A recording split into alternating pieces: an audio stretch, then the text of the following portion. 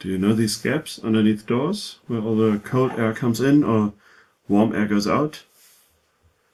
There are these neat seals that you can put in, and today I'll show you how. I apologize in advance and in vain for the odd quality of these videos.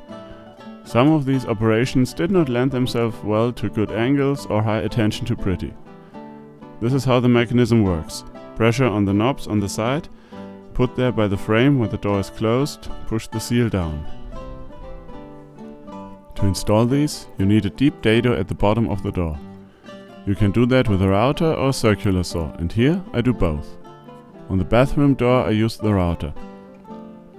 With the bit I was using I needed to make 2 passes and eventually installed a piece of wood on the router's fence to prevent tilting near the ends. It also took several passes depth-wise, only to find that my router bit did not extend deep enough to make the matching groove for the seal. Which in turn turned out to be a good thing, because the gap here was large enough that the seal worked fine while protruding a bit. These seals are sold at several length increments and you can then shorten them to the size you need. I took the measurement directly from the door and then used a hacksaw to cut the profile to length. Just make sure that you pull the rubber seal out of the way and use scissors for a cleaner cut.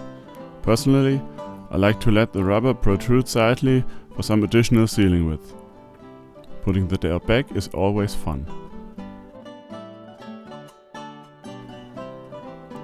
The seals come with fastening materials, and here I use one of them to keep the seal in place, even though it has a good friction fit. Here comes the second door, and since the gap is not as big here, I use my circular saw, which can go deeper than my router. I have placed the door on a bed, and I clamp a beam to it to get a little more surface to balance the circular saw on. I could probably have used a better auxiliary surface extender, but that was what I had on hand. I screwed a sled to the fence of the saw and used it so that it registered against the bottom face of the door. This way, gravity would keep it in place as long as I pulled up enough. Also, it follows the contour of the door, not the beam. I repeat the cut several times, but the fence is hard to control and I end up with a strip that I cannot get out with the saw since it deflects out of the way somehow. These dark and foreboding shapes are me using a chisel to clean out the groove. The rest is pretty much the same as with the first seal. Measure, cut, hammer in place and fasten with fasteners if applicable. So how this works is pretty simple. There's this knob here and one on the other side.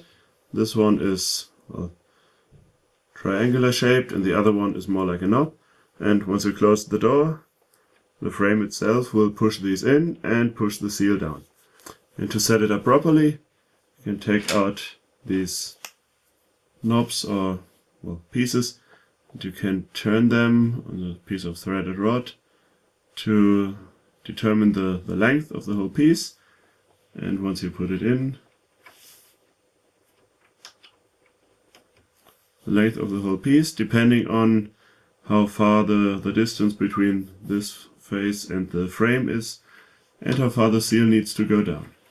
Just put them in and close the door. So, I hope you enjoyed this video and found it helpful. It's a really cool and simple way to, well, it's not actually cool, it's a warm and simple way to keep a cool room warmer. And if you liked it, please share it with your friends. So thank you for watching. I'll go outside now and have ice, because right now it's not really that cold around here. So, thank you for watching and remember to be inspired. And to set it up,